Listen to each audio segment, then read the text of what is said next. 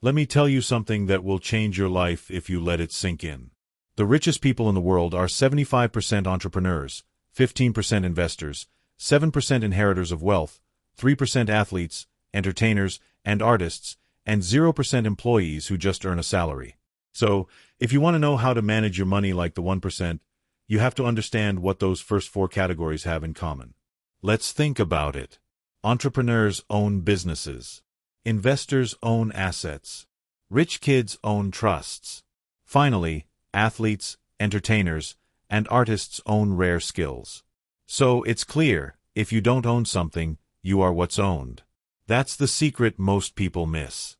So, how can you start owning things like the 1%? Well, you need to follow the 25-50-15-10 rule. I designed this rule so that anyone, no matter their income, can manage their money like the top 1%. Because the truth is, it's not about how much money you make. It's about how you manage what you make. I'm not just some YouTuber. I've actually used this rule for decades, and it's enabled me to become a multi-millionaire, even though I started out with no money and no qualifications. So, let's get into it. The first 25% of your income should go towards growth. This is the 25% that works for you. By growth, I don't mean some kind of mindset nonsense about growing as a person with the power of meditation. I mean using this money to buy things that increase in value. You see, when most people get their paycheck, they pay the bills and then blow the rest on useless things they don't even remember buying. This is exactly why 99% of people are trapped, owning nothing of value. The truth is, this is all by design. The system wants us rich for a week, then broke by the end of the month, waiting for the next payday, so we've got no breathing room, and then we're forced to work even harder next month just to keep up. This is effectively modern-day slavery. Just think about it. Slaves used to work every day with no pay, but they got free food, shelter, and water. Today, people work nearly every day and get paid. However, their money is mostly spent on food, shelter, and water. The only thing that has changed is the illusion of freedom. Once you understand this, you can start fighting back by taking that first 25% of your income and putting it straight into assets. These are anything that grows in value over time and puts money in your pocket. The idea is that while you're out working, these assets that you own are working for you in the background. Eventually, these assets could even make you more money than your day job. You might think you don't have enough money to invest in assets. However, you need to find the money because the sooner you start, the better. Let me show you something that will blow your mind. This is Billy. He started investing $200 a month at 20 years old. And this is Phil. He didn't start until he was 30, but to catch up, he invested $300 a month. Now, let's fast forward to when they reached 60, and they both stopped investing. Now, I'm going to give Phil a walking stick, and I'm going to give Billy some glasses. Right, that's better. Now, let's add up how much each one saved. Billy put in $200 per month for 40 years, so that's a total of $96,000. However, Phil put in $300 per month for 30 years, which is a total of $108,000. So, Phil ended up with more money, right?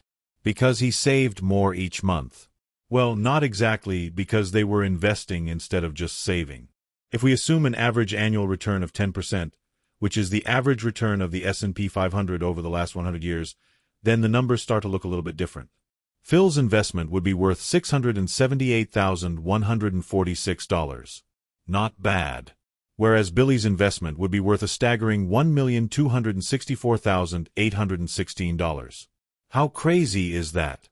Billy invested $12,000 less but ended up with nearly $600,000 more, all because he started earlier.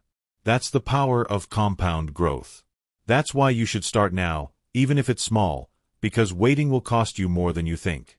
But how can you actually get started? Well, step one is to select your growth assets. There are loads of ways to grow your money, but not all of them carry the same risk or reward. So, I like to think of them as a scale from relatively safe and steady to high risk, high reward. At the lower risk end, we've got index funds. Honestly, this is where most people should start. You're not trying to pick winners. You're just buying a slice of the whole market, like the S&P 500 I mentioned before. You don't need to check charts or time the market. You just let it sit there and grow quietly in the background.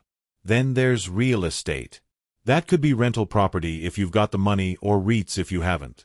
REITs let you invest in real estate without buying a property. It's kind of like buying a small share in a building with a bunch of other people. In the middle is skills. Learning a skill that makes you money is hands down the fastest return on investment you'll ever see. I'm talking about things like copywriting, editing, sales, coding, anything you can actually use to bring in income. Unlike stocks or property, no one can take it away from you. However, it does take more time to learn, and that's why it's higher up the risk scale than the other two. Further up, we've got online businesses, stuff like dropshipping and selling digital products. These can pay off big, but they take a lot of effort, and you've got to be ready to fail a few times before you find your feet. Then we get to individual stocks. I know it's tempting to try and pick the next Tesla, but unless you've done your homework and you really know what you're doing, you're basically just guessing. So, if you're going to do it without learning the specifics, keep it small and treat it like a hobby, not your main strategy. And right at the top is alternative investments. I'm talking Bitcoin, Ethereum, NFTs, gold, wine, sneakers, you name it. Can you make money with these? Absolutely. Can you lose it overnight? Also, absolutely. I've played around with some of these, but I never risk more than I'm willing to lose. These are your moonshots, fun to try, but not where you build long-term wealth. So, if I were you, I'd start with the stuff that actually builds a foundation, which are index funds and high-income skills. Then, as you grow more confident, you can start dabbling with the rest. So now you know what to invest in. Now we've got to talk about how to invest. Because if you're doing it through the wrong kind of account, you could be handing over thousands in unnecessary tax without even realizing it. That's why step 2 is to set up tax-advantaged accounts. Right? Let me show you the smart way to legally save as much money as possible. Before we dive in, remember I'm not a financial advisor. I'm just sharing what I've personally done over the years. Okay, let's start with the UK. One of the best options is the Stocks and Shares ISA. You can invest up to £20,000 a year, and anything you earn is tax-free. You can set one up on platforms like Trading 212. All you have to do is select the Stocks and Shares ISA when you sign up. Since I was planning to talk about Trading 212 anyway, I reached out to see if they'd be interested in sponsoring this portion of the video. They agreed and are also giving away a free fractional share worth up to £100 to anyone who uses the code Tilbury when they create an account. You can also invite your friends, and once they fund their accounts, you'll both get a free fractional share. If you're working a 9 to 5, you've probably got access to a workplace pension. Usually, you'll put in 5%, and your employer will match with 3%. That's basically free money. You don't pay any tax on the money it earns while it's growing. You only pay tax when you take it out later on. If you're in the US, your setup's a little bit different. The Roth IRA is one of the best accounts you can open. You invest money you've already paid tax on, but every penny it earns grows completely tax-free. And when you retire, you can take it out with zero tax. The limit on this account is $7,000 a year if you're under 50. Even billionaires use this account. Peter Thiel, one of the guys behind PayPal, reportedly turned his Roth IRA into over $5 billion. He did this by investing in early-stage high-growth companies, including PayPal and Facebook, which then increased in value significantly. Then there's the 401k, which is basically the US version of a pension. The money you put in comes out of your paycheck before tax. It also grows over time without being taxed while it's invested. And if your employer offers a match, definitely take it. Now, I know a lot of you aren't in the UK or USA, so here's a list of all the tax-advantaged accounts I could find. Hopefully, you can find an account in this list that lets you take advantage of the tax savings your country offers you. The problem is, lots of people open up these accounts, put their money in every month, and don't actually invest in anything. That brings us to step 3. Actually start investing. Alright, so now you've picked your growth assets, and you've set up your account. Whether you're on Trading 212, Vanguard, or something else, it's time to actually put your money to work. The best thing you can do is set up a monthly transfer that goes straight from your bank account into your investment platform, ideally on payday. That way, You never even see the money sitting in your account and get tempted to spend it. Once it lands, you don't need to mess about with charts or try to time the market.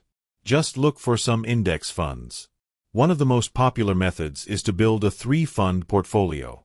The first fund is normally a U.S. stock index fund, which basically invests in lots of U.S.-based companies like Apple and Amazon, for example. The second fund is an international stock index fund, which is similar to the U.S.-based one but covers companies outside the U.S. And the final fund is something called a bond fund, which helps provide stability as they're generally less volatile than stocks and can help smooth out the ups and downs of the market. Let me show you how to set something like this up on Trading 212. If you haven't already signed up, then I'll leave a link in the description. If you've already signed up within the last 10 days, you can head over to the promo code section of Trading 212 and enter the code Tilbury to get a free fractional share worth up to £100. This is a nice boost to get you started with investing. Then go over to Pies and click the plus icon. Now you can select whatever stocks you want to include in your pie. For our U.S. stock market fund, let's search for the S&P 500. This Vanguard one should do nicely. If you're based in the U.S., you can also pick the Vanguard Total Stock Market Index Fund, known as the VTSAX. This fund is like owning a tiny piece of 500 of the biggest, most famous companies in America, like Apple, Amazon, and Coca-Cola. By the way, look out for the terms accumulation or distribution in the brackets. Personally, I always go with accumulation, as it reinvests your dividends back into the stock automatically. Then let's search for our next one, which is our international fund. For this, let's select iShares MSCI World UCITS ETF with the ticker IWDA and tap Add to Pie. This fund is like having a collection of companies from all around the world. It includes big businesses in places like Europe, Japan, and Canada. Now for our bond fund, let's search for iShares USD Treasury Bond 7 to 10 years UCITS ETF with the ticker IBTM and tap Add to Pie. This fund is like lending money to the U.S. government. They promise to pay you back with a little extra, which helps keep your money safe and steady, even if stocks go up and down. Now that those are added, we can click the arrow to go to the next step. On this page, you can adjust the percentage allocation of your money to each fund. If you go with an aggressive approach, this involves investing more in stocks, which can grow faster but can also go up and down a lot. For example, you might choose an investment mix where 90% of your money is in stocks and only 10% is in bonds. This setup has the potential for big returns, but also comes with sharp ups and downs in the short term. If you prefer slightly less risk but still want a chance for high returns, then a slightly less aggressive approach might suit you better, with around 80% in stocks and 20% in bonds. Don't get put off by the term aggressive. It's all down to your age. As a general rule of thumb, the older you are, the more bonds you should have. So let's make the S&P 500 60%, the iShares World Fund 30%, and the bond fund 10%. Click Next, then Auto Invest. This value projection is really awesome, as it shows you how much money you could make based on historical averages. Of course, when you invest, you can get back less than you invested, as investments can rise and fall, but it's still a great way to get an idea of how much you could make based on data-backed projections. Once your investing is automated, your job is simple. Stop fiddling and go make more money. Because the truth is, the people who build wealth aren't the ones picking the fanciest stocks. They're the ones consistently putting in more over time. That means your focus should now be on increasing your income so you can increase your investments.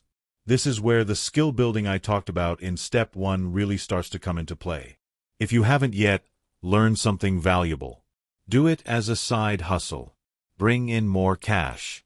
Then feed it straight back into your investments. The next 15% of your income should go towards stability. This is the 15% that keeps you in the game. A lot of people don't realize that not all your money should be thrown into growth investments or spent.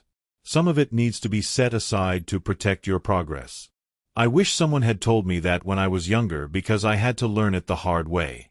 I didn't grow up around money. So, when I turned 18 and needed a car to get to work, I didn't have any savings set aside. So, I did what most people do.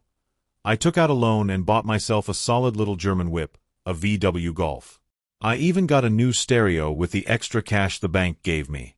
And for about 3 months, I felt like I was on top of the world. Then, out of nowhere, the engine blew up. I had no backup, no safety net, and no clue what to do. And on top of all this, if I didn't get the car fixed, I'd lose my job. So I borrowed even more, which piled on more debt, more pressure, and more stress. To me, that car didn't just break down.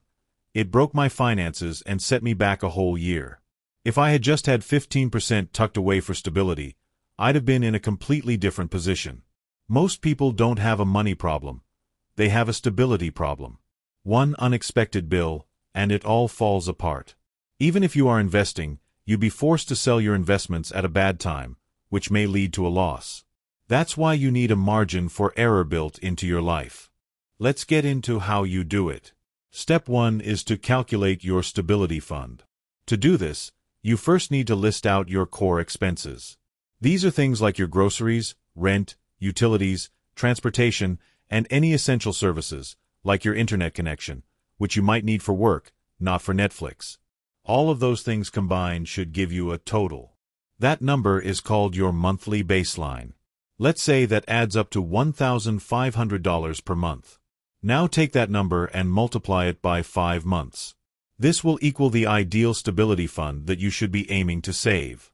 So, in this example, that would be $7,500. So, each month when you get your paycheck, 15% of your wages should go towards building up this figure. You might be thinking this is quite extreme, and I admit it is on the more cautious side. However, I know from experience that when life hits, it usually comes all at once without warning.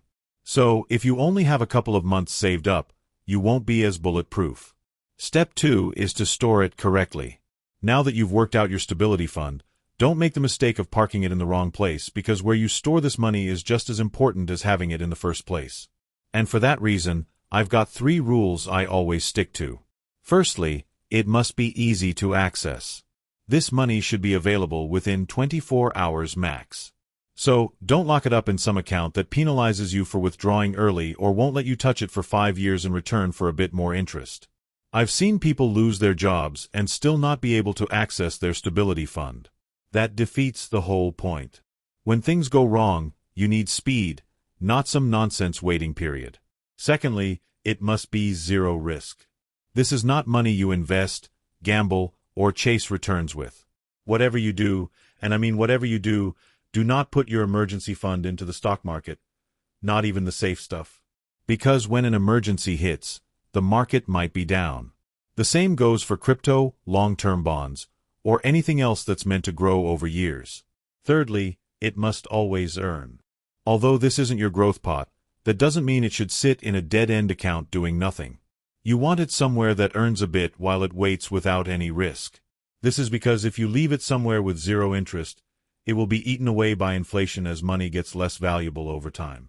That's where high-yield savings accounts come in. As of filming this video, you can get savings accounts with 4 to 5% interest rates and with no penalties if you need to dip into it. I'll leave some banks in the description. I'd recommend checking out SoFi, Ally, and Marcus by Goldman Sachs, as they're offering decent rates, and they're FDIC insured, so your money's safe. Step 3 is to stack it quickly. Most people think it takes years to scrape together a decent stability fund, but if you play it smart, it doesn't need to take anywhere near that long. When I was building up my savings, I used 3 tactics that stacked on top of each other. Using them all together helped me really accelerate how fast I could save. Tactic 1 is called the paycheck sweep. This is when you take 15% of your income the second it lands and move it straight into your emergency fund. You can automate this with a direct debit or scheduled transfer, so it's completely hands-off, just like we did with the 25% that goes towards growth. Tactic 2 is the replacement promise. This is a promise you make to yourself that if you dip into your stability fund, you immediately replace it. Let's say you knock off your wing mirror, and it costs $250 to fix. That's fine. That's what the fund is for. But the next time you get paid, you top that $250 straight back up like it was never gone. Tactic 3 is the save by spending hack. This one might sound a little bit crazy, but you can do it by using roundup apps. These round every purchase up to the nearest dollar and drop the difference into your savings. So, if you spend $3.60, it rounds up to $4 and puts that 40 cents away. It sounds small, but it adds up fast, and you won't even notice it. The other way to do this is with cashback. So, if you're using a cashback credit card and paying it off in full every month, then take those rewards and put them straight into your stability fund.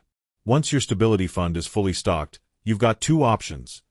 You can either roll that money into growth, or you can shift it into the final 10%, which we'll talk about later. The next 50% of your income should go towards your essentials. This is the 50% that feeds you, not your ego. Surprisingly, over 60% of Americans earning over $100,000 a year still live paycheck to paycheck, as most are too caught up in trying to look rich instead of actually becoming rich. This shows that you can be on a great salary and still feel broke every month. Because it's not about how much you earn, it's about how much you waste. Let me show you what I mean. This was me, aged 20, and that's my mate. On the surface, he looked like he had everything: designer shirt, expensive watch, and was always out spending. I was the opposite: baggy top, cheap watch, just the basics. Sure, my fashion sense could have been better. I could have at least picked up some inexpensive smart clothes, but I was young, so cut me a bit of slack. But here's what people didn't see. He had $43.20 in his account and a few credit card payments overdue, whereas I had $1,000 plus quietly sitting in investments and a decent stability fund. I had learned from my experience with my car loan disaster, and I'd worked extremely hard to build my money back up, which meant cutting out any unnecessary spending and looking like this. Although this might not seem like a lot, remember, money was worth a lot more back then. This $1,000 was a start, and that's the part most people miss. Wealth isn't what you see, it's what you don't see. I get it, though. It's easy to justify the upgrades by saying things like, I need a safer car, this new house is closer to work, or I deserve a nice meal out, but that's exactly how lifestyle creep starts. So, how can you keep this under control? Well, step one is to get clear on your essentials. A lot of people aren't going to like this one because what many people consider essentials nowadays are actually just luxuries. Essentials are the things that keep you alive and functioning. That means your rent or mortgage, groceries, utilities, transport, insurance, and clothes. Not the latest designer drops, just what you absolutely need. Now, let's talk about what doesn't count. Takeout isn't essential. Neither is the Amazon subscription you forgot about, the gym you haven't visited since January, or the stack of streaming services you keep meaning to cancel, and the list goes on. If you're using a gym, that's a different story. But so many people sign up for stuff they never use. That's why one of the easiest things you can do to free up money is to go through your bank statements and cancel anything you're not using. Just think to yourself, if it's not helping you live, work, or stay healthy, it probably doesn't belong in your 50%. So why do I recommend capping it at 50%? Well, because the average person is already spending 60 to 70% of their income on what they think are essentials. So, by locking in your lifestyle at 50%, it forces you to actually eliminate what you don't need. It also changes your mindset from wanting to spend more of what you earn to wanting to earn more and increase your income, which is always something you should be doing. Step 2 is to shrink the two key categories. So many people talk about cutting out the little expenses, like Starbucks coffee. Honestly, I'm guilty of saying this myself. However, if you want to make the biggest impact, then you first need to focus on the two key categories. Let's start with housing. For most people, this is the biggest expense, but it doesn't have to grow with your income. Always renegotiate your rent when the lease is up. Most landlords would rather keep a tenant than go through the hassle of listing, cleaning, and showing the place again. Even a small reduction or freeze can save you thousands. If you want to go further, think about house hacking. That could mean renting out a spare room, splitting a place with mates, or even moving back with your parents while you build your buffer. If you can manage to limit housing to half of your essentials fund, then that's a pretty good place to be. Now, let's talk about transport. Car payments are one of the biggest wealth killers. People lease brand new cars for the monthly status hit and end up paying for years on a depreciating liability. That's why I always recommend buying used, reliable cars that have seen the majority of their depreciation, at least until your income can support a nicer car. By that, I don't mean if you can just about afford it. It should be under half of your essentials fund. In walkable or city areas, you could even consider getting rid of the car entirely, as it can free up hundreds of dollars per month. Because it's not just the car payments you save, but also the insurance, maintenance, and parking charges all added up.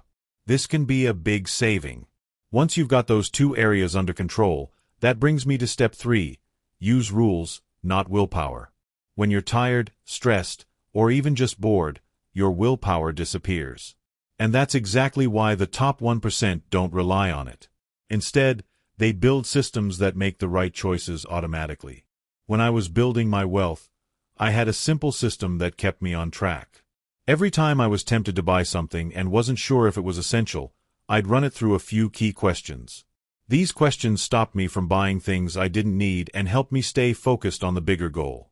So, firstly, ask yourself, is this an impulse purchase?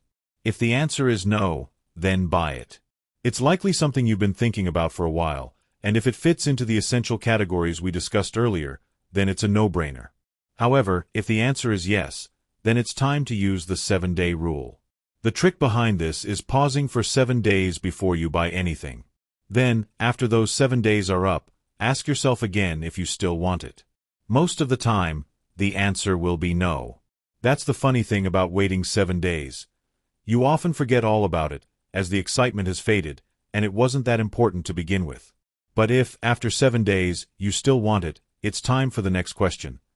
Are you buying for the brand or the value? If the answer is the brand, then don't buy it.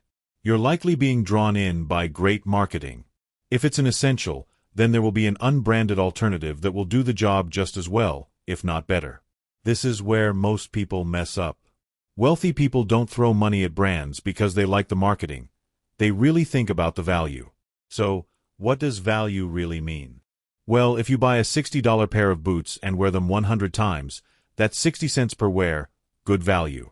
But if you buy a $200 pair of designer trainers and wear them twice, that's $100 per wear. And going too cheap isn't smart either. A $5 shirt that falls apart in the wash is still a waste of money. So, don't chase brands. Chase quality. So, if you answered value, that brings us to the final question. Will this improve your life? If the answer is yes, it's a conscious, intentional purchase, so go ahead. But if the answer is no, it's probably just about impressing someone, killing boredom, or chasing a dopamine hit. It's not worth your money. Once you go through this process a couple of times, you'll be able to decide if something's worth buying or not without even consciously thinking about the questions. They just get your mind working in the right way. Remember, it isn't about being tight, it's about being intentional. The last 10% of your income should go towards rewards. This is the 10% that keeps you sane. Let's be honest, money isn't just about growth, stability, and essentials. You're allowed to enjoy it, too. Most people skip this entirely and then wonder why saving feels so pointless. As I've gotten older, I've realized it's the little things that refuel you and remind you why you're doing all this boring money discipline stuff in the first place. This is backed up by the facts. 92% of people say they overspend after intensive saving sprints because saving without joy starts to feel like a punishment very quickly. And that's exactly why this 10% exists, not as an excuse, but as a strategy, kind of like having a cheat meal. It's a thing that makes your whole financial diet comfortable and, most importantly, sustainable. But to maximize its impact, you have to be strategic with how you use it. So, step 1 is to make it guilt-free. To make something guilt-free, you have to see the value in it. The truth is, you can spend your 10% on whatever you like. However, some categories are more valuable than others, which should make them more guilt-free. The first category is vacations, such as trips away or just weekend getaways. This is valuable because you're buying memories that last forever. It's also a great way to de-stress. When I was building up my businesses in my younger years, I completely ignored the importance of vacations, which led to me becoming very sick. The doctors diagnosed me with stress-induced shingles. They recommended I take a vacation, and that's when I went on my first ever ski trip. I had a great time. Since then, I've made it a priority to take a vacation every year. Instead of seeing it as a waste of time or money, I now see it as an investment in my health because it helps me stay sharp and, more importantly, prevents me from burning out again. Next is hobbies. This could be painting, gaming, photography, flying model aircraft, the list goes on. This is valuable as it keeps you passionate. You don't always do what you love for work, So by doing it in your spare time, it helps keep your spirits up so you can work harder for longer. Next is nights out, dinner, concerts, and experiences. This is another thing I ignored in my early years, and it was a big mistake, as I ended up losing most of my friends. Having a strong social network is so important, especially nowadays. Finally, we have gifts.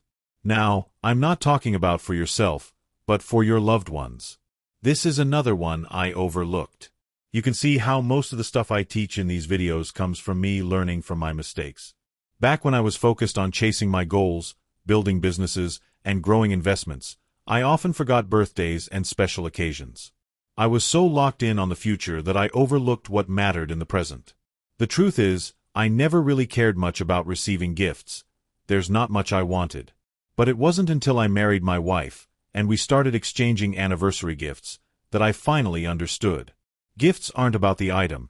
They're about the thought, the connection, and the relationships they strengthen.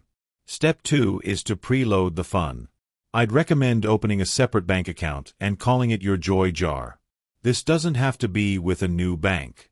You can actually have multiple current accounts with the same bank and have them all appear on your mobile banking app, which makes things very simple. Then, set up an automatic transfer of 10% of whatever you make to be deposited into this account every single month. So, if you make $2,000, send $200. If you make $10,000, send $1,000. It doesn't matter how much it is, the percentage is what keeps it sustainable. Just make sure you don't cheat. You can't just top the account up from growth, stability, or essentials when it gets low. If you hit zero, you have to wait until next month. When you know this fun money is limited, you look to maximize it in the best possible way. This is exactly how you protect your goals without feeling like you're missing out every time your friends suggest dinner or you pass something in a shop that you really love. Step 3 is to prioritize experiences. If you don't have a particularly large joy jar at the moment, please prioritize experiences above anything else. People always say to me in the comments, "What are you saving for? Bro's going to die with all his money." And I get it. From the outside, it might look like I'm depriving myself, but I'm really not. I just spend differently than most people. I don't need a garage full of cars or shelves full of designer gear. That stuff might look rich, but it doesn't feel rich to me. My 10% goes on things I'll actually remember, such as a ski trip with my wife, a great day out at Universal Studios with my son, meeting you guys in New York, and a weekend away golfing with my mates. So there you have it, the complete 25-50-15-10 rule. If you want to know how to make $10,000 as a student, then I'm going to leave that video right up there. But don't click on it just yet. Make sure to subscribe if you want to grow your wealth. Okay, I'll see you over there.